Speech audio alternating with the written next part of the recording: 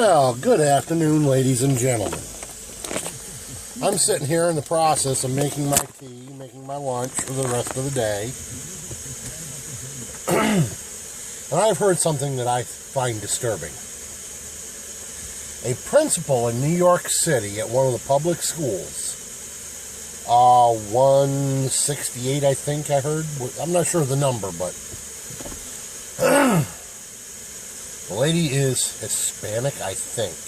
I caught part of her name, but I'm not going to try and quote it. Has banned from the school Santa Claus. Christmas will be known as winter holiday. And in November, it's Harvest Festival, not Thanksgiving.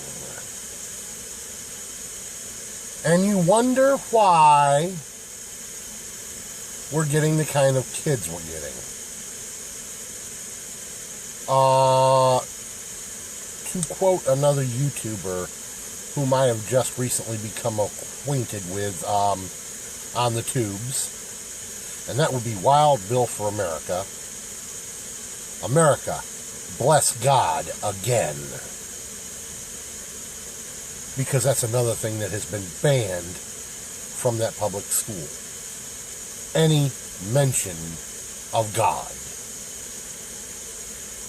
This is why America is what it is today. Because of the liberal abandonment of our historical way of life in this nation. This nation was founded on the premise of freedom of religion. This is why your ancestors came to this continent. Mind you, I say your ancestors. Because for the most part, I am First Nations. For the most part, I am not of European heritage. I got a little bit of it in me. But I still believe that the Founding Fathers got it more right than wrong when they wrote the Constitution. And it is not a living, breathing document. It is set in cement. It is verbatim, word for word, unchangeable, without a 3/4 of the populace vote. And people who don't like that document keep doing their damnedest to change it.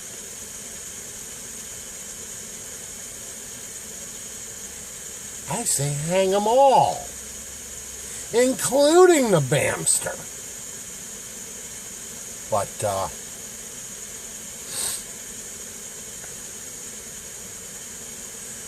and then we have another situation going on, and I don't recall all the details, so I won't bother mentioning it too much here. I won't try to go into detail. But,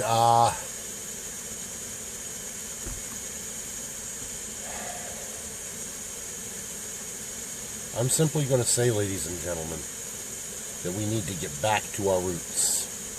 We need to get back to where this country was spiritually, politically, socially, back in the days of its founding. We need to get back on that train of thought.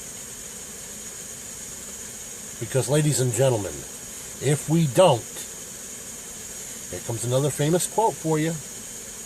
If we don't hang together on these things, we will surely hang separately. Ben Franklin. Another extremely smart man. That's what this is all about, ladies and gentlemen. This is about the U.S. government, the federal government, doing all it can do to control your day-to-day life. Case in point, the legislation that they keep trying to pass on gun control. In Connecticut, You can only buy a firearm if you have a concealed carry permit. I don't mean just a handgun. I mean a .22 rifle. An air projectile pellet rifle. A shotgun. Any firearm that sends a projectile down a barrel, you must have a concealed carry to purchase. Now, how does that square with the Fifth Amendment? I think it's the Fifth. Or is it the Second? I can never keep the numbers on these things straight. The right to bear arms. Okay? I'm not a constitutionalist. I just play one on TV. Ha ha. The point is, I always get those two screwed up. Yeah, I'll admit that. The right to bear arms and the freedom of speech, that's the Fifth Amendment. Is the right to not incriminate yourself. That's the Fifth Amendment. I'll remember that one. The point is this, ladies and gentlemen.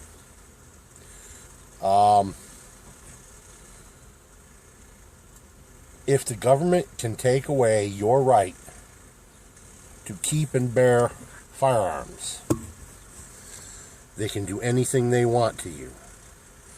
You see, the whole point why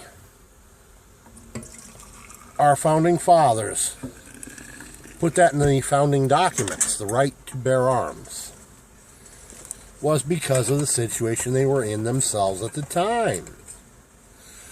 They were being stepped on by a tyrannical government, and they wanted to ensure that that couldn't happen again here. And sure enough, it's happening again right here in this country today, over 200 years later. They knew it could happen, and that's why they included that term in the Constitution, that the right to bear arms shall not be infringed. But yet, everywhere we turn, political hacks like Mr. Malloy are doing all they can to abscond with your right to bear arms. And I don't mean bear arms. I've heard that joke from plenty of libs, and I'm tired of that one. So, you're going to have to decide. It's either you stand up for your liberties now, while you still have the ability to enforce your rights, or they're going to take your rights one at a time, starting with firearms. And don't let them say to you, well, they're trying to make you safer. No, they're not. They're trying to make you in a position where you're safe from harming them. Not to protect you, but to protect themselves from you. That's what they want to do.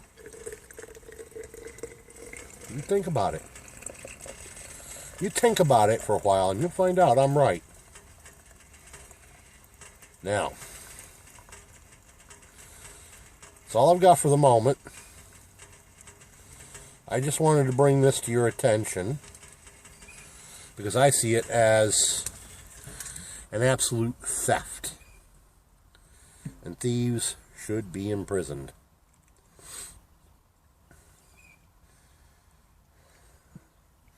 Yes, that means you, Dan O'Malloy. And that means you, Harry Reid, Nancy Pelosi, Barack Hussein, Obama. You all belong behind the bars for attempting to violate my constitutional rights and the constitutional rights of every other American citizen everywhere.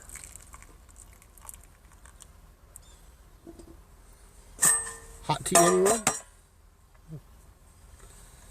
Yes, I'll be mother and poor. Side note.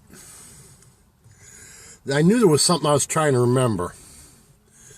This female principal, New York City Public School 160, whatever. Not only has she banned Santa Claus, Christmas, and Thanksgiving from the school, but she's banned the Pledge of Allegiance. What kind of liberal hack is this woman? Really? The Pledge of Allegiance? You be the judge, ladies and gentlemen. So, from here at Embarado Smithing and Woodcraft, I am your host, Embarado. Peace out.